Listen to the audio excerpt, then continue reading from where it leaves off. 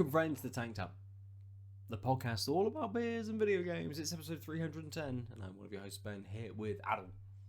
Hey! And Lucy. Hi. It is our topic episode for this week. But first, we're going to be getting into the beers that we're going to drink for the next hour or so. I'm going to kick us off. I am drinking a beer which has been sat out of the fridge for a decent amount of time. A Yonder in a can. A Yonder in a can. They've probably been canning for a little while now. Yeah. Oh, yeah. They have. But it's still weird to see it. Yeah, it is weird to see it, isn't it? This is Ritual Union. It's a caramel frappe breakfast stout at 5.8%. Ritual Union is brewed with fruity Guatemalan coffee beans sourced from Somerset's own Girls Who Grind Coffee in Frome. Or Froome, depending on where you are in the country. This full-bodied and decadent coffee milk stout is packed full of bitter coffee, sweet caramel, and vanilla for a beery take on a caramel frappe iced coffee. I saw Yonder, I saw stout, and I'm like, I'll try that. I'll see what's going on. Yeah, because I'm just like, you mean it's not a barrel-aged saison? Exactly, yes, exactly. When we were talking in the last episode about breweries that do certain styles very, very well, it's always excellent to see a brewery suddenly be like, oh, I've never seen them do a stout before. Let's see what this is. I'm sure I must have had a stout from Yonder at some point, but who knows? Adel, what are you going to be drinking? I'm having a stout. Oh. I'm having a 2-0 Oh, nice. Red Eye Stout. It's a coffee stout. So it's really hard Speaking to... of people who do stouts very well. Yeah. I mean, it's the whole of Scandinavia and Eastern Europe, to be fair. So it's a Red Eye coffee stout. It's 5%. When I used to have a million years ago and 2 lifetimes ago, when I was in Calgary working for the IT department of the university, I used to get a Red Eye every morning at coffee break, which is a filter coffee with a shot of espresso in it. Oh. Sometimes called the shot in the dark, sometimes called a high test. But as far as I know, so I'm expecting like fuck off coffee flavors from this if it's called Red Eye. Unless none of them have been to Canada. Well, and it's something slightly different. Yeah, the Scandinavian Red Eye is like, oh, watered down coffee. Yeah, it's just the the shit coffee. I like your Scandinavian. I like how your Scandinavian accent is posh British one. I don't know if it's posh British. Oh my, we get the Red Eye. It's fine. Don't worry about it. Lucy, what are you going to be drinking? I'm drinking a West Coast IPA from 6 Degrees North called Madison. Nice. 7.3%. Born in Belgium, brewed in Scotland. Strong malt backbone, aromas of citrus and pine lead to a long bitter finish. Literally just described a West Coast IPA, so fair enough. Fair enough. Let's hope that's what it is. It's like the flavours is just beer.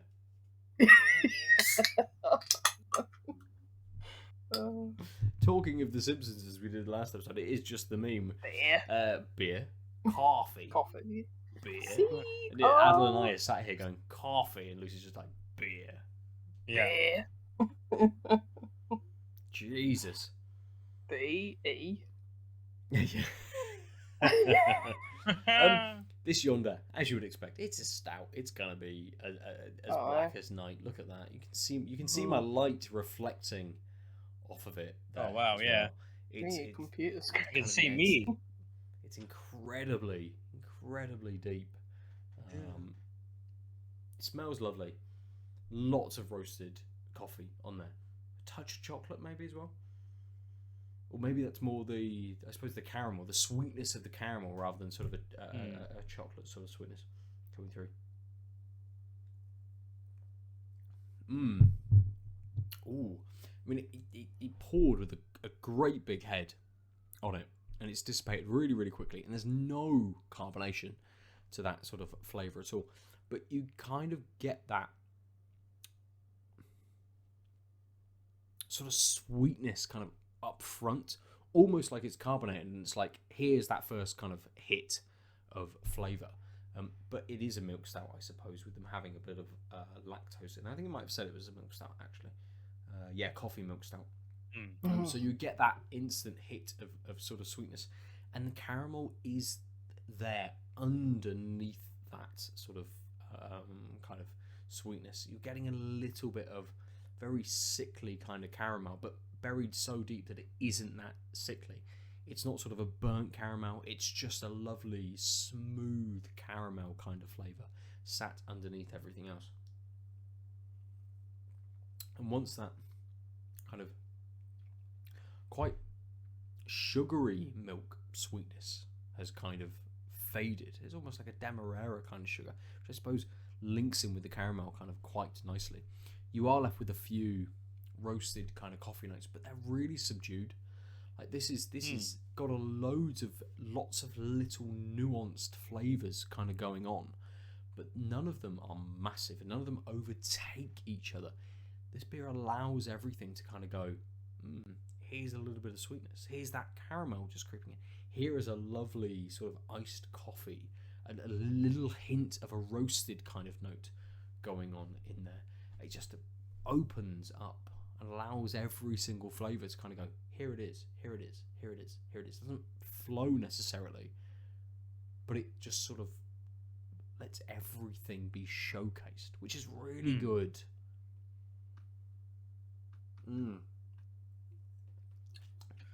This is really nice. That's good. Now that we know that he can pivot into another style, which, as you say, I'm sure they already have. But yeah, probably we just missed it, of course. Yeah. I mean that's everything from this bit. It's really good. Adel, we'll come to the Red Eye, another coffee stout. Yeah, it's dark. Yeah. It's so dark and shiny, actually. You can see that this cup is not plain. It's engraved. It's one of my housemates. Their work gave it to them. And I grabbed it and was like, I know. I'll put the dark beer in it, and then you won't notice. But given my lighting and just how dark it is, it's like a Black Mirror. Yeah. Anyway. Yes, it's dystopian. Yeah, pretty much. On the crack and the pour, I got roasted notes. Now on the nose, I'm getting a little more sweetness, so a little more slight toffee, not just sort of roasted burnt malts, but obviously very, very coffee. But again, like a little sweetness around there, just rounding it out so it's not too like acrid, which is nice.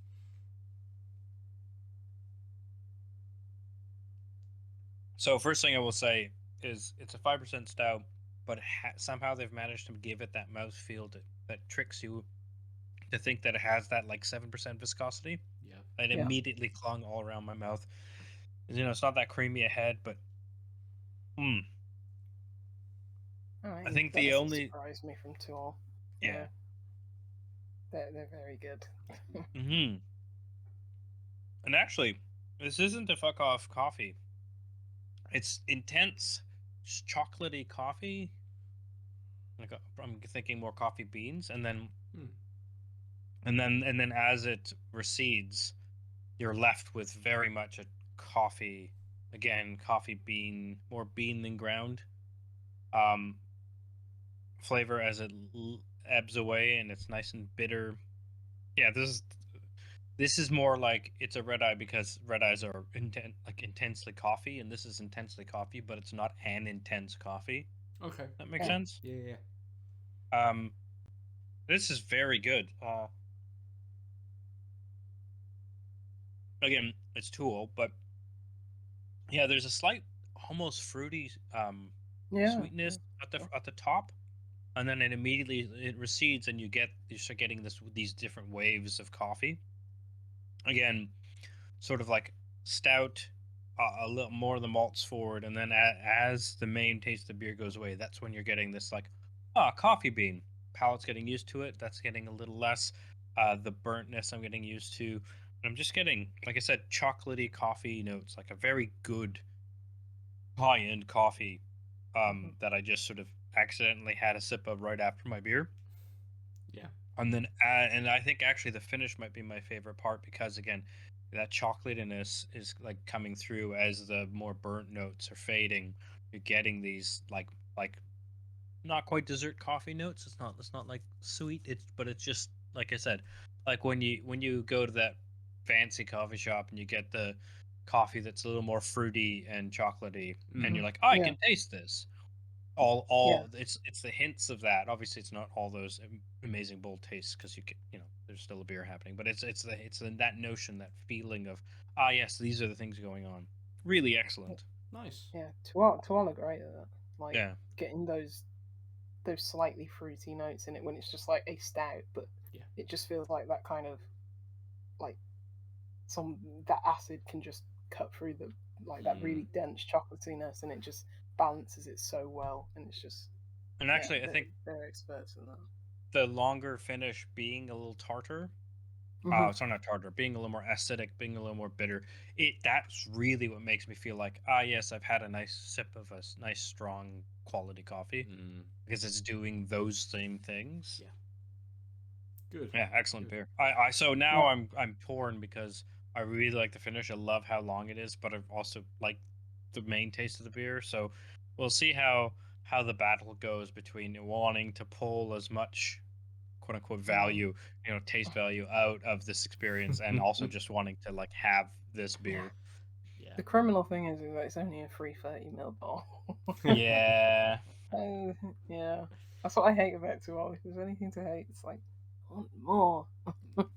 They know Sometimes they do how like to 500 ml entice you cans, I in, think. mate. Yeah. Yeah. Yeah. But yeah.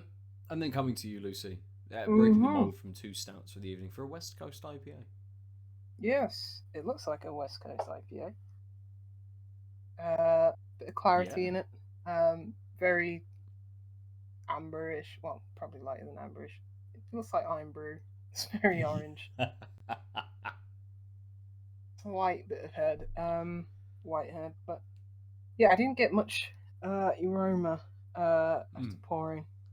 I don't know if it's temperature or whatever, but there's just not a lot. There's just a very slight malty sweetness I can smell, but I'm having to really like lean into the glass to get it. There's not a lot.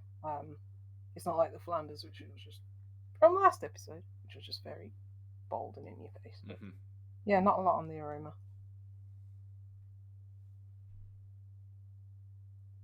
Ooh, taste though. This is bitter.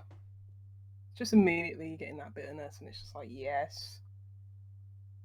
I love me a bitter beer, and it's just like unapologetically bitter, right out the gate. Yeah, getting a lot of that malty backbone, as they said. Maybe I should just describe a West Coast IPA. But yeah, it's probably medium bodied, and you're getting it's quite. I wouldn't say as full as like a day or anything like that, but you're getting a bit of heft out of this beer. It's not thin. It's got a nice bit of body to it, and yeah, that bitterness. It's so bold. Yeah. Slight bit of fruitiness, I guess. Probably getting more of that pininess more so than the fruit. Which is what you expect from an IPA, West Coast IPA. Not all in on the fruit. Probably, concentrating more on the malt and the bitterness. But yeah, it's a really good. It's a quintessential West Coast IPA, and which, has fallen out of favor in recent years, but seems to be coming back this year. And this is a really good West Coast IPA. It's just bitter. It's bitter, but it's not like acrid or very. It's not dry either. So like dryness coupled with bitterness, it's just like you feel like going back for more, and you're just drying your mouth out even more. Yeah. But it's got a really wet, nice finish, and it's like I could smash this back so easily. Nice. And you're getting a bit of that alcohol as well, because it's probably a bit more than your standard West Coast IPA. It's 7.3, was it? I think so.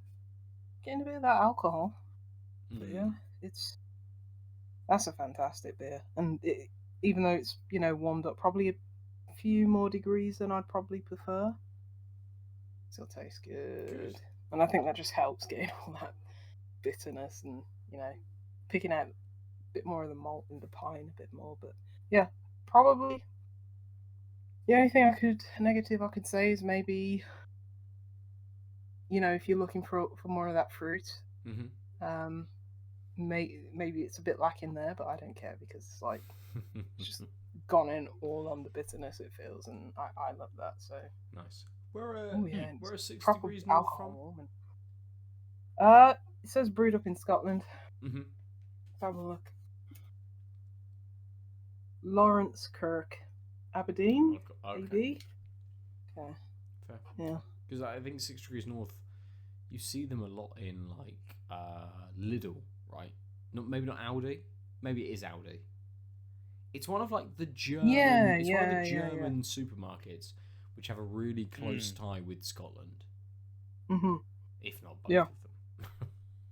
Yeah, I haven't seen them in a while. Maybe I just haven't been looking for them, but I haven't seen them in a while in like places that I usually shop for beer. But I saw them in one of the shops that I frequent more nowadays. And yeah, I was like 6 Degrees North. Hell yeah, I'll pick up one or two. I think I picked up like a Keller Pills from them as well. So try it out. But yeah. Nice, good. This is good. Perfect. Let's enjoy these beers, and we will talk more about video games adult. This is our topic episode, and our topic will roll out of you've been playing Martha is Dead. I have, yes. Yeah, what is this game? What is this game? That's a very good question. Yeah. It's a psychological thriller. Thrill beast. So it's we got a code from the publisher. It's developed by LKA, published by Wired Productions. I'm playing it on Steam. Martha's Dead is a dark first-person psychological thriller set in 1944 Italy that blurs the lines between reality, superstition, and the tragedy of war. So basically, you're like a woman. So it like opens with this very cinematic, but in-engine scene of an old lady reading a storybook to a girl. It's apparently the girl's favorite story, and you like can look around and focus on the various pages and look around the room, and it's about the story of the white lady of the lake who basically her lover drowned her, basically. And then it fast forwards to you as an adult taking pictures by a lake and then seeing a body lying in the lake. And I'm spoiling the first 5 minutes, so like, and you rush to the lake and you pull the body out, and it's all mostly like push a button and run. And like I thought, is this whole game going to be a quick time event? But anyway, you pull the girl out, and it turns out it's your twin sister. And you see her necklace, like as she's on the beach, and you see her necklace, and you pull it off and put it on. And I was like, well, "That's weird." And then your parents show up, and you're like, "Our daughter's dead. One of our twin daughters is dead. Are you okay, other twin?" And so Martha is the name on the necklace, right?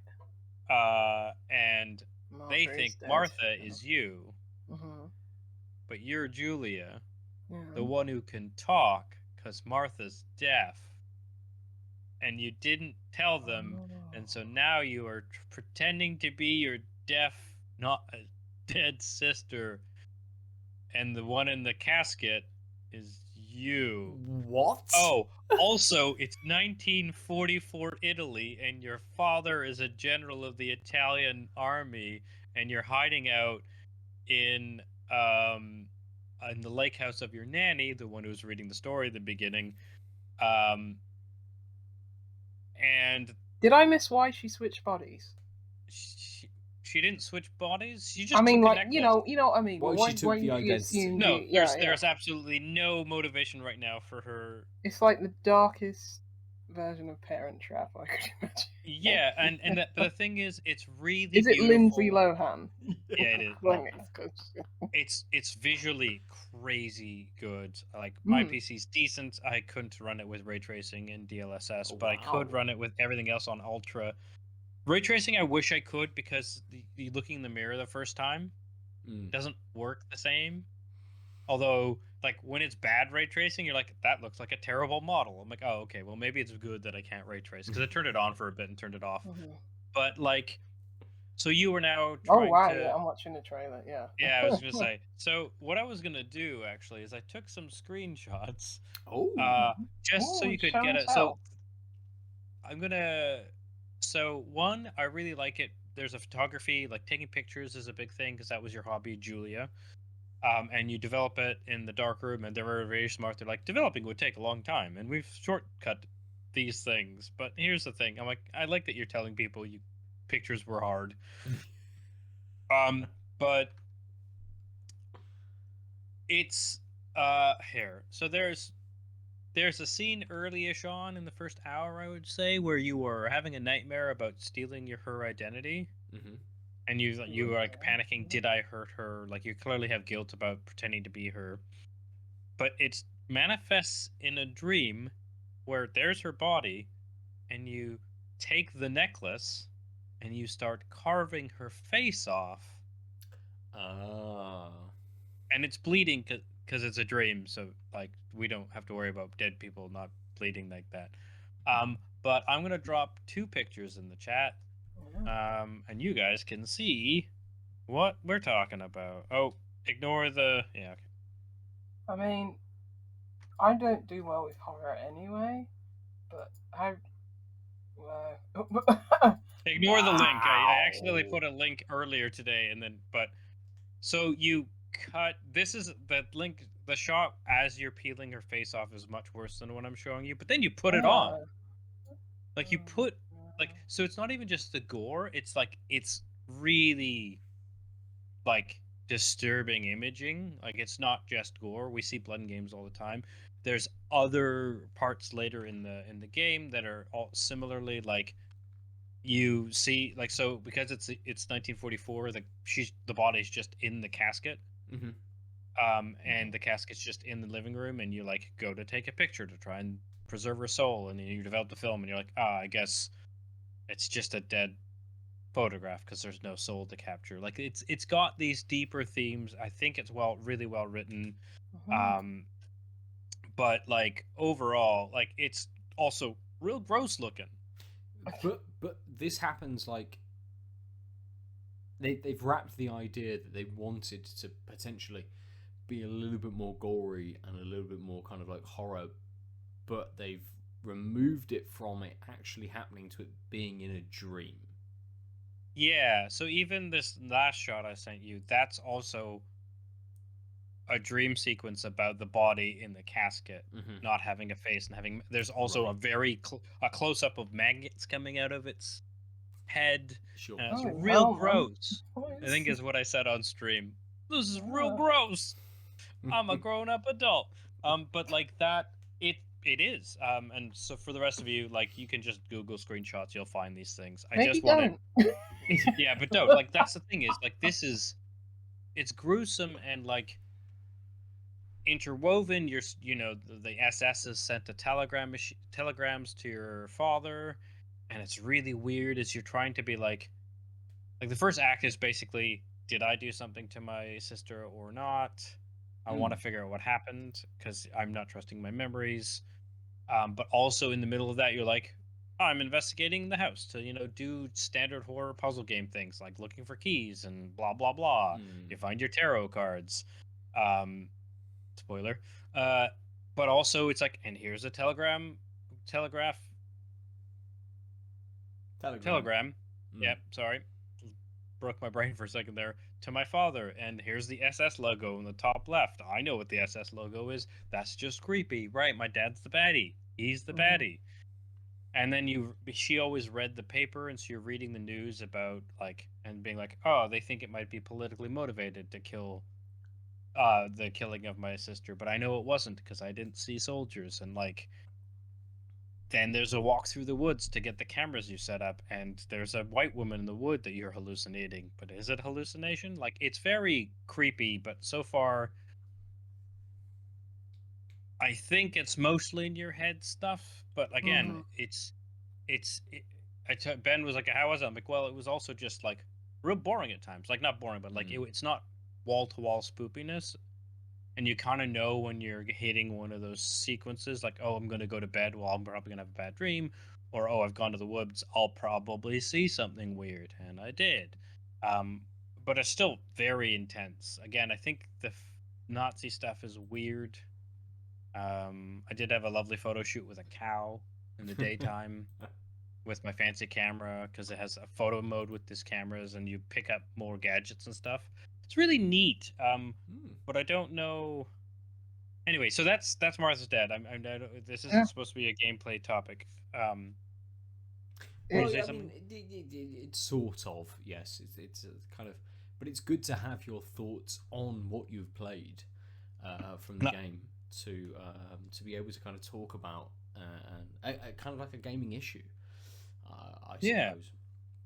Do you want to let us know what that is? Yes. So, with Martha is Dead, PlayStation have decided to censor some of these images and some of the items in Martha is Dead. So the developer, I can't remember whether they had to push back the release date to then put it out on PlayStation because they had to suddenly censor things. But there's an article on Eurogamer which I shared with two of you earlier, basically saying that they had to censor it at Sony's request. So on PlayStation 4, 2 scenes have been changed and are no longer interactive. It includes a section featured in the game's demo where the player character removes a woman's face with a knife, and another where the player cuts open a woman's womb with a pair of scissors. During one area, explicit dialogue referencing masturbation has been removed entirely. The developer said the change was due to the scene's location, a psychiatric hospital, which was context that has been considered inappropriate, and as the Eurogamer say, presumably by Sony. More detailed warnings of the game's content have been added at the game's start for PS4 and PS5, and you can now also choose to play the full censored mode, where the above non-interactive scenes are skipped entirely, alongside 2 other scenes which show miscarriage and suicide. More in the Eurogamer article, the changes in content were made as a result of conversations with PlayStation in the lead up to our launch. Publisher Wide Productions said, although the changes were not planned and the modifications did result in a slight delay in being able to start production on the physical edition, PlayStation fully supported us to help minimise these delays. PlayStation's players can still experience the story we're trying to tell. The developer added, this is a vast and complex subject, and the changes that have been made do not distort the gaming experience. I have opinions. So yes, I mean, so the kind of the conversation that I wanted to have, having know that you have played this and have played one of these scenes that have been removed on the PlayStation version, where the woman's face is removed with the knife. Well, it's not even a knife, but yeah. So, okay, maybe there's more to come. I'm pretty sure they just they simplified it. It's clearly, I mean, it's metal, but it's clearly the metal name tag you put on. Yep. And that's part of this. So one of the things that sucks is like you use the thing that has put you in this lie is the thing you use to take the face off. It's I mean, maybe it's too clear a metaphor, but it's a dream, right? But like, it's the point, right? Like, this necklace made me, like, helped me steal your identity. I'm taking your face and I'm putting it on, and it's weird and gruesome, and that's how I feel about it. And also, it's the first real intense scene of the game, and it sets the tone. I think, so it's not even the question of like, do I want to see blood? I think like that specific scene especially, it feels weird to take off because it's such a build up to that sequence, and that to me was really like, oh god, right? And it's intense. I mean, you could do and the problem is, I think it's not about amount of blood, right? The fact that like they cut and blood comes out and you see the red line, if you like made that less, which they do in like violence in movies, for example, like you just shoot people and they don't bleed, and then the MPAA says, "Cool, it's just violence and a Well, bunch of people dying, so it's completely. fine." Like Mortal Kombat, you can turn blood off. Yeah. Have been able Yeah. to for tens of games.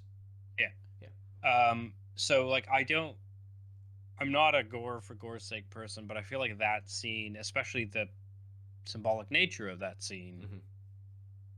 is it's a letdown. But also overall, forgetting the overarching, I mean, either it has violence or it doesn't, right? Like either we have a rating of M from the what are they called? The thing everyone ignores when they buy their kid GTA 5.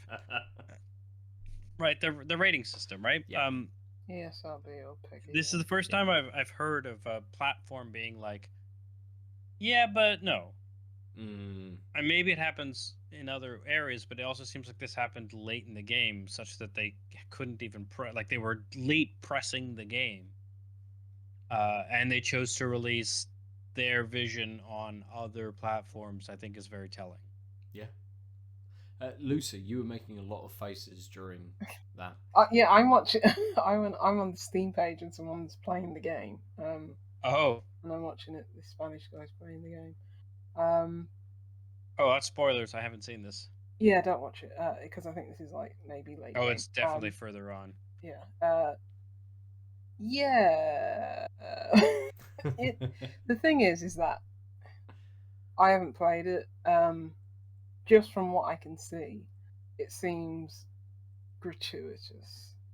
The violent, not just the close-ups of like people with no limbs and seared off faces, and it's just like. But that's the thing. I mean, without having played it, I don't know. Like, if it is trying to get, pass a serious message, and I don't know, violence and war and stuff like that, and it's like, yeah, like fair enough, but I don't know. I guess PlayStation have a duty to care for their, players, but at the same time, it's like if this has got an adult rating on it, then it's like discretion. Anyone who's picking up a game, you should probably read about it and read, on the store, whatever tags it's got, or mature content and stuff like that. And so yeah, it's a bit strange, but it does seem a bit like goddamn, and blood and gore in video games is, I mean, they go hand in hand, but a lot of it is like cartoonish violence most of the time. But Sure. this seems maybe not gratuitous, but very extreme. It kind of is edging And let's on. go to the visuals. Yeah. It's like it's very impressive visuals. So maybe that's that I'm conflating the two, where it's like, okay, maybe it's not over the top, it's just very good looking, but there are a lot of close-ups on like dead bodies and stuff like that. Yeah, it is very good looking all throughout. Like the Mhm. detail of your little like cabiny villa thing that you're staying in with your family is like jaw-dropping, but also I think that's part of the immersion, right? Like that's why the dream sequences hit that hard, is because you do feel like you're there because the game is beautiful. Yeah. But then it comes to a point where it's like, are we doing this to tell an evocative and groundbreaking story, or are we doing it just to shock and awe? Like people say, Well, if I'll that is say- people's first thing, they're just saying, check out Martha is Dead. It's gory as hell. Yeah, it's so realistic and gory as hell, or it has a captivating story. Right. I mean, I've sent you a few pictures from two scenes that are hours apart. Yeah. Mhm. And like that's the thing I would say is one, I don't think it's doing that. Just because most of the game is like wandering around your house, taking pictures, developing films, trying to work out in your head what the heck you're thinking, etc. And then two, I think it's okay to have that, even if this isn't that. Like, it has a mature content description on Steam. At least they go out of their way to like say the story of Martha Dead is and its feature characters are work of fiction. The game contains potentially uncomfortable scenes, covers topics that may distress some players, recommended for an adult audience, and carries the appropriate age rating. As an adult narrative drama, it uses artistic interpretations. It can be visually unsettling and may cause discomfort. It explores the complexities of the human mind, psychological trauma, and self-harm. It's not recommended for players who may find depictions of mature scenes containing blood, dismemberment, disfigurement of human bodies, and self-harm disturbing. And yeah, they might. I think PlayStation just doesn't want to have a splash like that coded into their store. Right. But like, so that's part of it, right? That's the idea. Like that kind of someone at PlayStation went, right, it's cheaper for us to just make them change the game and then tell them that they can release it here than it is for us to have a splash screen that comes up as soon as someone says buy game, that something comes up saying, hey, there's all of this kinds of stuff in it, do you really want to buy this? And I can understand that they're trying to put in a level of kind of like protection, but that just suggests to me that they need to make their kind of not necessarily like age ratings, but their like the protections that they have on certain accounts and people being able to buy games like more robust, right? That stuff needs to be kind of said up front, and that's... I mean, it's all part of the gosh, what's it called? The process where they certify games and check everything's all right, but it's all part of that process, and you hate to call it censorship because it's on Steam as it is, and you can play the game elsewhere. It's just Sony went through the certification process. Oh no, we've lost you, Lucy. Right in the middle of what you were saying. Let me join. Oh yeah, you're back. Wait, nope. No, sort of. Boo. I'm gonna imagine that she said. Blah, blah, blah, blah, blah, blah, blah, blah. Oh yeah, we lost. That's exactly what she said. Obviously. Oh, she's coming back. Potentially. Has she? Has she not? Is she here? I mean, is she gonna tell us what's up? I guess. Yay! You're back. I can hear you. Hooray! We can see you. All right. Go on, what were you saying? Yeah, my quick thought on it was the certification process. Have I gone again? I love that you're kind of in and out. Oh, no. It was actually, my thought was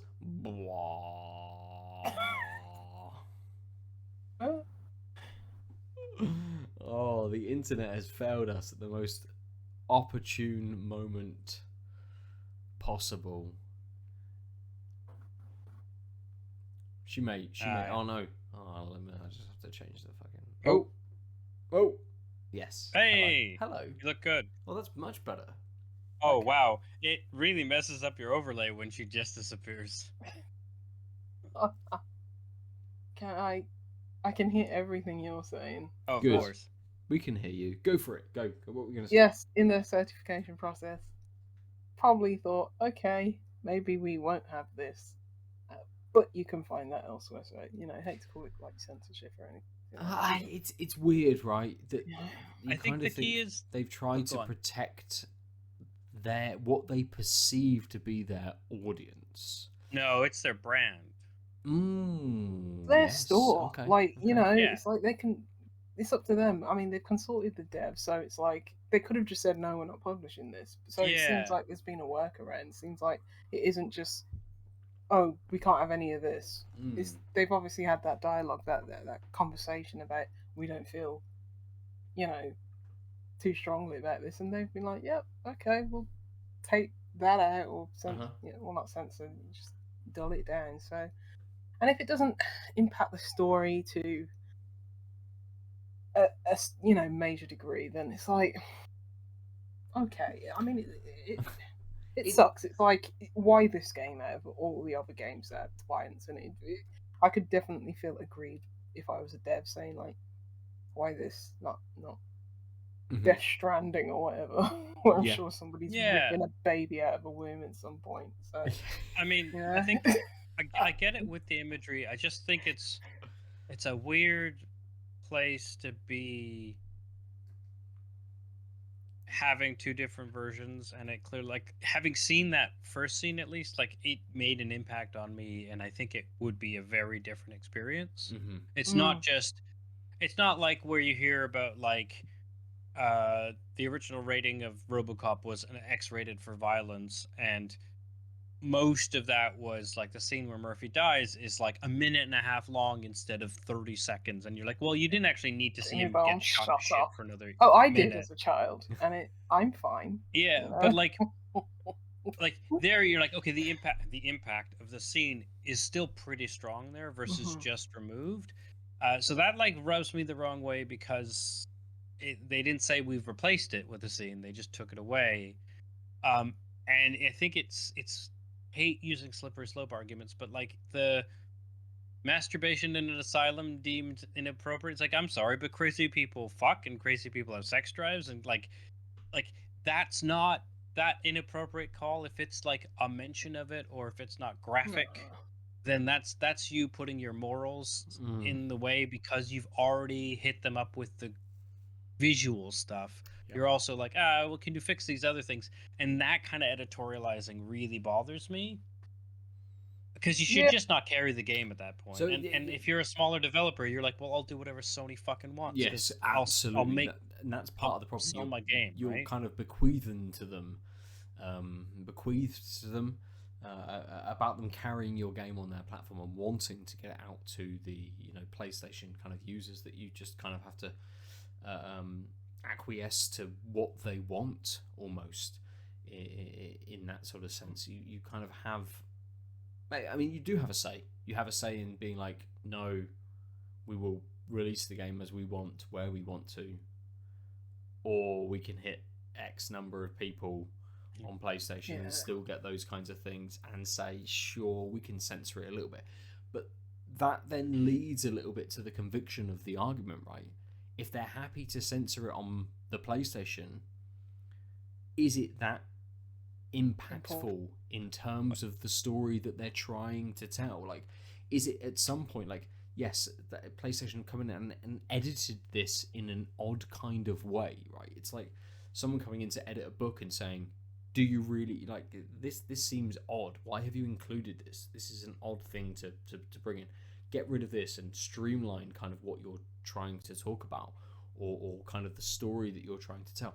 And PlayStation have almost like pushed themselves on that in one kind of reading, that they're sort of like, no, we don't want our users to have this kind of experience, edit it in this kind of way. But also then Wired aren't a small publisher.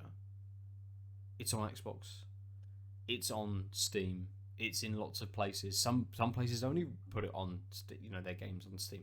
Some places only put their games on kind of Xbox. For them to acquiesce and kind of be like, yes, sure, we'll put it on PlayStation as well in this edited down version, kind of almost makes me push in the other sort of way, being like, so is it actually necessary? Did you really need to include this? If you're happy as a product for this to be on PlayStation, I mean, is it needed in the rest of what you're putting? I mean, I think that's a danger, because capitalism, and like, yes, you were expected to sell this on PlayStation. You've leveraged your company and its resources that way, and one of the largest install bases in the world suddenly saying no, you change things. I think it's more like the fact that they've not reconsidered those scenes on other platforms says they want those scenes. Sure. Does it though? I mean, I think so. Just been like we'll take the hit because financially or creatively, from a story perspective, we'd rather it on PlayStation than compromise our vision. Like, it sucks that they've had to do this, sucks. No matter whatever you think, but it's, as Ben says, is it really that conducive to the story? Where it's like, they've even said it in the press release, where it's like, it doesn't matter. Well, not quite like that, but it's like, it won't affect the story. It's like I remember in the South Park. It's probably a completely different example, but like the South Park game when uh it was like censored in, I think, in the UK and Australia Hmm. when they got rid of the whole probing scene. Yes. Yeah. Right. But it was still funny as hell because they literally wrote, it was just like text. And it's saying this was the probing scene. Yes, we it were gonna just put in our literally game." a screen came up saying this is the scene that you would be watching right about Yeah. right now. Yes.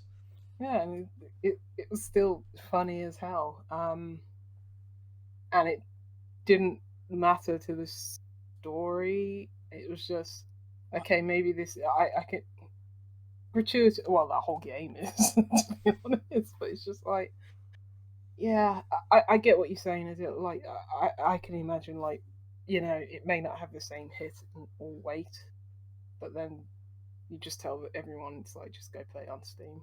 Yeah, but I mean, also like you said, that's one. Yeah. I mean, I guess it's also like one scene. Hmm. Like like yeah. This is why I think you compromise your artistic vision to get on the PlayStation Store, because it's like, well, unless you think that scene is your entire game or those couple scenes, then your game should still be impactful, etc. But Yeah. I find the editorializing. Where was your outrage when all the anime titty games were banned off PlayStation? Oh, I mean, Store? I'm against that too on principle, because they changed Go their to the Switch. standards, right? Like, but that's the thing. It's like if you're, Yeah. I'm fine with them having those standards, but I think they should be as transparent as possible. And right now, you have a different experience because, Yeah. and again, like I said, something about those descriptions makes it worse than just a couple gross scenes, right? But even that, I think, is like, okay, then don't do it. Or like, isn't that why we have a rating system? Like the system has a Yeah, thing, and you're yeah. supposed to be a pretty transparent storefront. You don't call yourself a curated for the children. Think of the children. You know what I think happened? The one intern was made to look at this game in the certification process, and they actually gave a damn. Whereas the rest of the people at Sony, who let absolute crap go through their store and get sold on their store. So yeah, I'd be incensed if I was that developer, because I'd be like, there's so many types of psychological horror games that maybe not this over the top in terms of violence, but have stuff like that. And you're just letting a whole load of crap on your store anyway. Same with every store, Xbox, Switch, but I think PlayStation and Switch and Steam are especially bad. Probably because no one wants to put their game on Xbox because it'll sell 2 copies. But it's just, I'd be angry as well, like if I were them. But it seems like they were like, okay, we're just going to take the hit.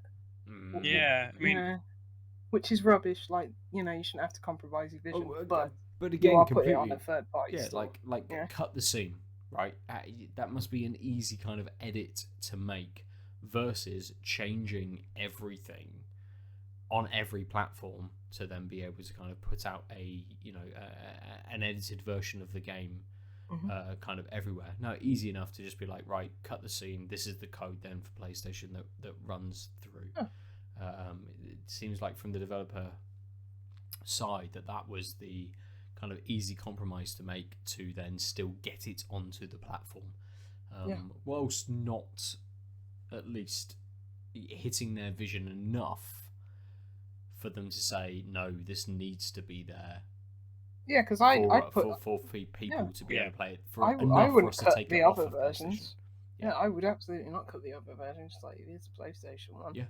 Enjoy and be like, well, it's Steam. Anything goes. Yeah, well, yeah. Well, except anime games. That's true. Let's finish there. I mean, that's a completely different topic. Let's talk about that another. But yeah, you'll have to tell me how that game is, because to be honest, I will not play it because it's a bit too much for me. So yeah. I mean, it's a slow start. I played 2 and a bit hours and have no idea how far I am. I suspect it's probably like a 3-act-ish game, and I'm middle beginning of Act 2 Sure. is my guess, but I have About no a idea. 6-hour-ish kind of game, something like that. I would maybe. assume just because that kind of game, Yeah. and also just that Yeah. you don't. If it was longer than that, it would probably outstay its welcome as well, because it's so cinematic and visceral. Yeah. But very positive reviews on Steam so far, so it seems like there's something there. And Yeah, Yeah. absolutely. Because- Lots of critical praise for it. Yeah. because so many games like this just absolutely drop the ball and try and be shocking for shocking's sake. Mm. Yeah. So yeah, this seems like it might justify its like very X-rated violence. So which is good. Good. Let's finish that discussion there, and we'll come back to our beers that we've been drinking. For me, the Yonder Ritual Union was really good. I absolutely smashed it back. Those initial flavours that I was getting stayed throughout the beer, so lots of that sort of lovely kind of sweetness that I was getting, that smoothness, that silky kind of caramel sort of flavour with those light roasted coffee notes. They stuck around, all of it stuck around throughout the whole beer. So this is one of those beers which kind of goes, here is what we're doing, here is the stuff. Have it throughout everything through the entire drink. So really good. Nice to see Yonder making a slightly different style of beer and hitting it really, really well. It was, I think, it's kind of like a collaboration, but it's more sort of, we sourced some coffee from our friends at sort of beer, but absolutely Ritual Union from Yonder is very, very good. And if you want just a nice milk stout, this hits really, really well. Adol, the Tuol. It's excellent. I mean, I was gushing about it at the top of the episode, so I don't need to say much more, except I did like nursing it. There is a bit more of that sweetness coming through now that I've gotten used to the burntness, which is giving it a little more of a standard stouty taste. Again, I'm still shocked it's only 5%, but just now I took a sip. The burnt, like very specifically coffee malty, slightly burnt notes at the finish just make me want to keep slowly sipping this beer. Yeah, that's fair. Have you got much left? Just slowly sip away.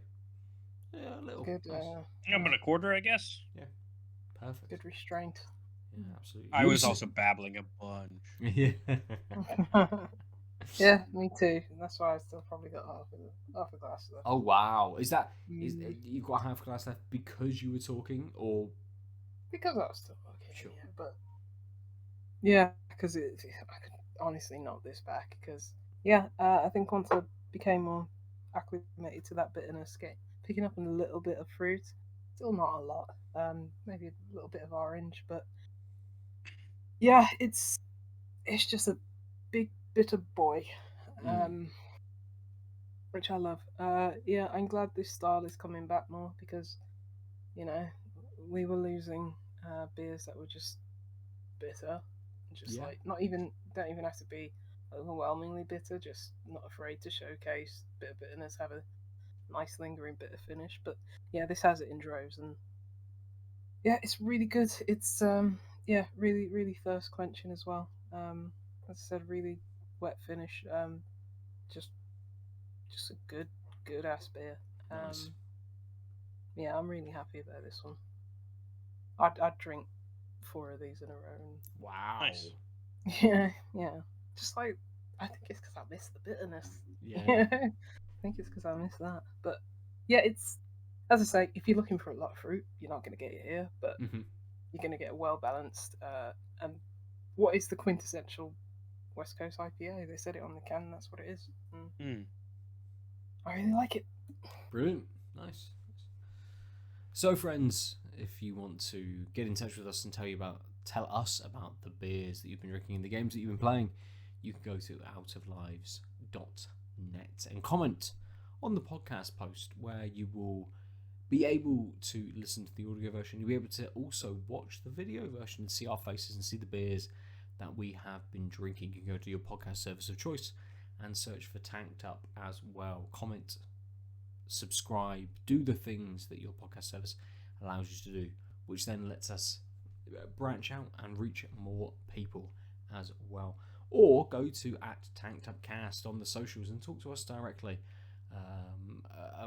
about what you're drinking, about West Coast IPAs, about various different stouts, about various beers with coffee in, whatever you want, and games. Talk to us about all of the games. Tell us what you think about store censorship / store curating behind the scenes.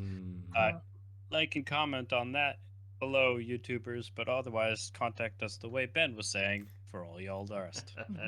I am at Nova_47. Adel is at the Omniarch, and Lucy is Juicy Loose 9, but don't tell me anything about Elden Ring on Twitter because I have muted those. Perfect. Sick of seeing it. And you can experience it for yourself. You can just go in fresh. Yeah.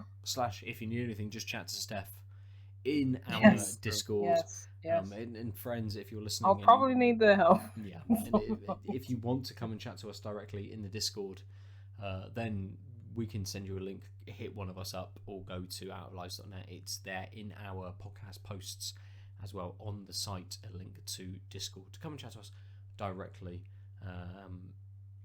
About what you're playing, about Elden Ring, about anything that you like.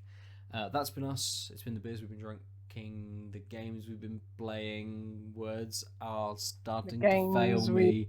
The games we've been doing and the beers we've been imbibing. Oh dear. Bye. Ciao. No, that's his. Bye. I'm still here.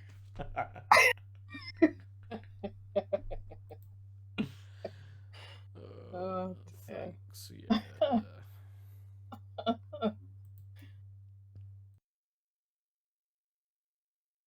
www.outoflives.net